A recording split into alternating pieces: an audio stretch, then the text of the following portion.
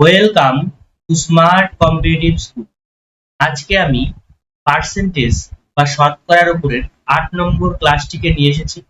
এর আগের পর্বগুলোতে আমি 1 থেকে 7 পর্যন্ত ক্লাসগুলোকে কমপ্লিট করেছি। তোমরা যদি ভিডিওগুলিকে দেখে না থাকো তাহলে আমার প্লেলিস্ট থেকে সেই সমস্ত ভিডিওগুলিকে দেখে নেবে।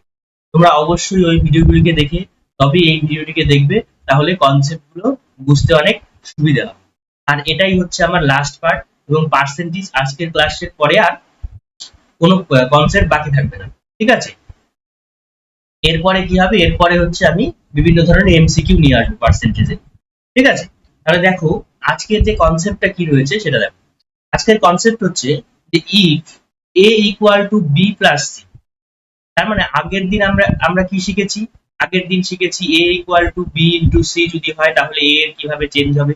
ঠিক আছে, বি এবং সি চেঞ্জ হলে এ কি করে চেঞ্জ হবে সেটা শিখেছি।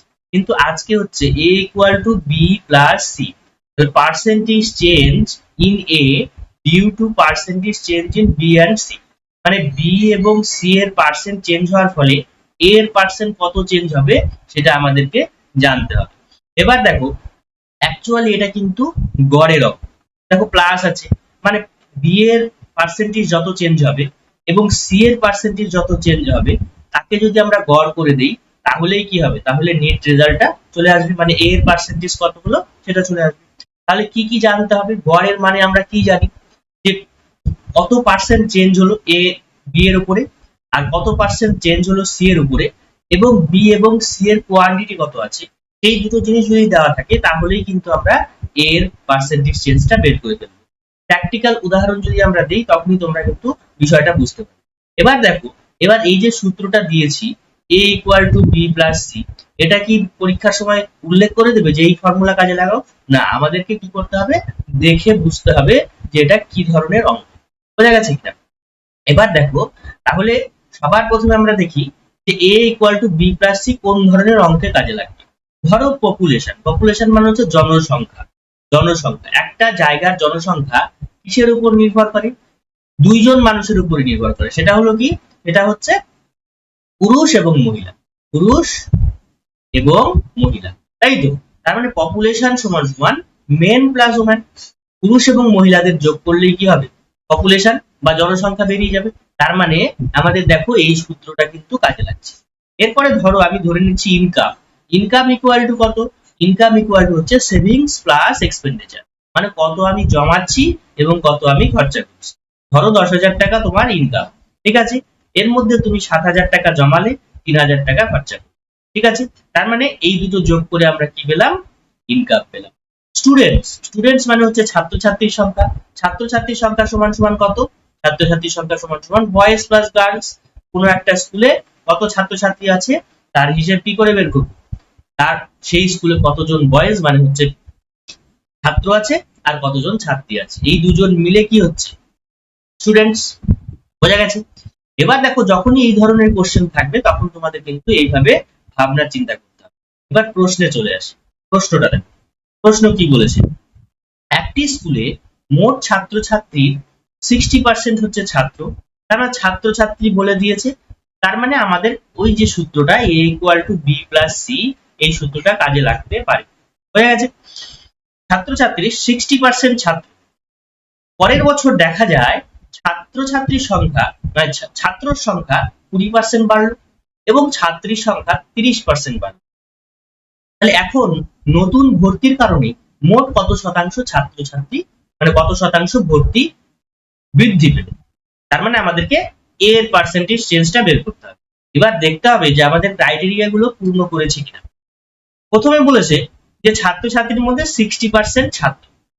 পরের বছর দেখা যায় ছাত্রর সংখ্যা 20% বাড়লো, মানে বি এর পার্সেন্টেজ চেঞ্জ কত? 20%। ঠিক আছে, ছাত্রীর সংখ্যা কত পার্সেন্ট বাড়লো? ছাত্রীর সংখ্যা বাড়লো হচ্ছে 30%। বোঝা গেছে? এটুকু ক্লিয়ার? কিন্তু আমাদের আরো একটা জিনিস মিসিং আছে, সেটা হচ্ছে বি এর সংখ্যা কত এবং সি এর সংখ্যা কত। এই দুটো জিনিস জিনিস যদি আমরা না পাই তাহলে কিন্তু অ্যান্সারটা আমরা বের করতে পারবো। তাহলে বি এর সংখ্যা কত? এবার সংখ্যাই থাকতে হবে এমন কোনো কথা নাই, তার পার্সেন্টেজ থাকলেও হবে, মানে অনুপাত অনুপাত যদি থাকে তাহলেও হবে। ঠিক আছে, তাহলে দেখো এখানে বলে দিয়েছে যে একটি স্কুলে কোনো মোট ছাত্রছাত্রী 60% ছাত্র, তাহলে 60% ছাত্র, তাহলে বাকিটা কি হচ্ছে, বাকিটা ছাত্রী, তাহলে বাকি কত, 100 থেকে 60 বিয়োগ মানে 40% হচ্ছে, মানে 40% হচ্ছে ছাত্রী। তার মানে একটা স্কুলে 60 জন ছাত্র আছে, 40 জন ছাত্রী আছে। এবার দেখো, এবার 60 আর 40 দিয়ে কি আমরা কাজটা করব? না, আমাদের সেই দিয়ে কাজ করার কোনো প্রয়োজন নেই। আমরা যদি এর অনুপাতটা নিয়ে নিই, একেবারে ছোট অনুপাত, তাহলেও কিন্তু কাজ চলবে। তুমি 60 আর 40 দিয়েও করতে পারো, অথবা তোমার অনুপাতে বের করে, মানে লঘিষ্ঠ অনুপাতে বের করেও করতে পারো। তাহলে দেখো, তাহলে এটা যদি আমরা কাটাকাটি করি, 0 0 কেটে গেল, তাহলে কত হলো, 3 দুগুণ 6, 2 দুগুণ 4, মানে 3:2। মানে ওই স্কুলে ছাত্রছাত্রীর অনুপাত কত, 3:2, মানে 3 জন ছাত্র 2 জন ছাত্রী। বোঝা গেছে? তাহলে এবার জাস্ট গড়ের মান, তাহলে 3 জন ছাত্র, 3 জন ছাত্র 2 জন ছাত্রী, তাহলে 3 জন ছাত্রের জন্য তোমার পার্সেন্টেজ চেঞ্জ কত হবে? প্রথম বছর কত পার্সেন্ট চেঞ্জ হয়েছে? 20%, 20% বেড়েছে। কয়জন ছাত্রের উপরে? কয়জন ছাত্রের উপরে? 3 জন ছাত্রের। তাহলে আমরা লিখতে পারি 20 গুণন 3 হলো। তারপরে কি প্লাস, প্লাস এবার ছাত্রীর পার্সেন্টেজ কিরকম চেঞ্জ করে দেখো, 30%, ছাত্রী বেড়েছে 30%, কয়জন ছাত্রীর উপরে? 2 জন ছাত্রীর। তাহলে 30 গুণন 2 ডিভাইডেড বাই মোট ছাত্রছাত্রীর সংখ্যা। মোট ছাত্রছাত্রীর সংখ্যা কত? 3 আর 2 5, 3 আর 2 5।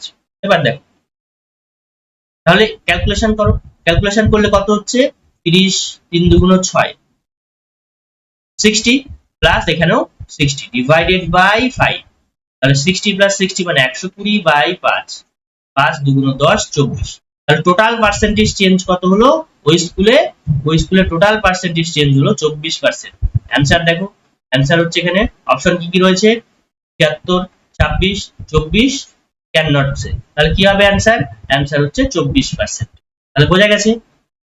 এর উপরে আরো একটা অঙ্ক নিয়ে এসেছে, দেখো, x এর মাইনে y এর মাইনের অর্ধেক। ঠিক আছে, যদি x এর মাইনে 50% বৃদ্ধি পায় এবং y এর মাইনে 25% বৃদ্ধি পায়, তবে তাদের গড় মাইনে কত শতাংশ বৃদ্ধি পেল? একই রকম সূত্র, a = b + c, এই সূত্রটাই কাজে লাগবে। তাহলে দেখো, এখানে বলেছে কি যে x এর মাইনে y এর মাইনের অর্ধেক, তার মানে এখানে মানটা দেখো, x এর মাইনে কত, y এর মাইনে অর্ধেক, তাহলে x:y = কত হবে?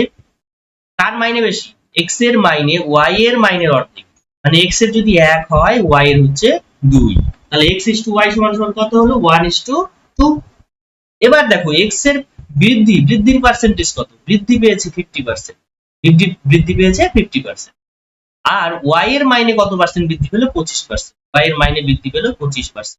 তোমরা কিন্তু এখানে গুলিয়ে ফেলবে না, এই দুটোর অনুপাত নির্ণয় করবে না কিন্তু কখনোই। যেটা বৃদ্ধি পেল তার অনুপাত কখনো নির্ণয় করবে না। অনুপাত কার নির্ণয় করতে হবে? অনুপাত নির্ণয় করতে হবে এর কোয়ান্টিটির উপরে। ঠিক আছে, তাহলে এর মাইনে, x এর মাইনে হচ্ছে অর্ধেক, আর y এর, তাহলে 1:2 এর উপরে হিসেবটা কিন্তু করতে হবে। বোঝা গেল? এটার উপরে কাটাকাটি করবে না কিন্তু। তাহলে হয়ে গেল। এবার দেখো, তাহলে পার্সেন্টেজ চেঞ্জ কত হবে? পার্সেন্টেজ চেঞ্জ হবে কি বললাম, এর 50%, x এর হচ্ছে 50%, কতর উপরে? 1 এর উপরে, তার মানে 50 × 1 প্লাস y এর কত পার্সেন্ট বৃদ্ধি পেয়েছে? 25%, তাই তো, কিন্তু কতর উপরে? 2 জনের উপরে, মানে 2 এককের উপরে। তাহলে 25 গুণন 2 ডিভাইডেড বাই কোনটা করব? এটা করব না কিন্তু, কোনটা করব? 1 আর 2, 1 আর 2 যোগ করে কত হচ্ছে? 3। মোট কোয়ান্টিটির উপরে হিসাবটা করতে হবে। তাহলে কত হলো? ইকুয়াল টু 50 প্লাস এখানেও 50 ডিভাইডেড বাই 3, 50 আর 50 এ 100, 100/3, 100/3 করলে কত হচ্ছে? 33.33%। তার মানে ওভারঅল স্যালারি কত বৃদ্ধি পেল? ওভারঅল গড় মাইনে কত বৃদ্ধি পাচ্ছে? 33.33%। অ্যানসার হচ্ছে অপশন বি। বোঝা গেল?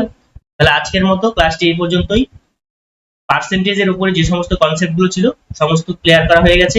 এবার আমি এমসিকিউ, এই পার্সেন্টেজের উপরে এমসিকিউ নিয়ে আসবো। ঠিক আছে, তোমাদের ভিডিও যদি ভালো লাগে অবশ্যই লাইক, শেয়ার, কমেন্ট এবং সাবস্ক্রাইব করুন। ভিডিওটিকে সম্পূর্ণ দেখার জন্য ধন্যবাদ।